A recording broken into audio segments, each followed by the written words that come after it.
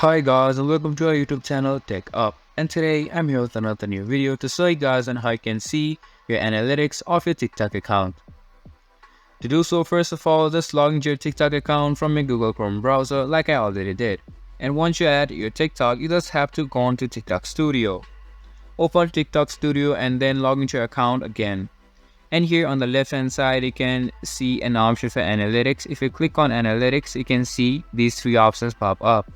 If you click on the key metrics, now you can see all the analytics of your TikTok account, like the video posted and number of views your video got, and also the number of traffic that have happened on your profile.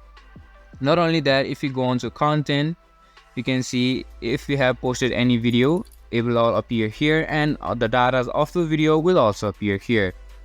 And this is how you can check the analytics of your TikTok account from your laptop or your PC. This was for this video, and I hope you guys find our video helpful. If you do, make sure to leave a like, subscribe to our YouTube channel and hit the bell notification.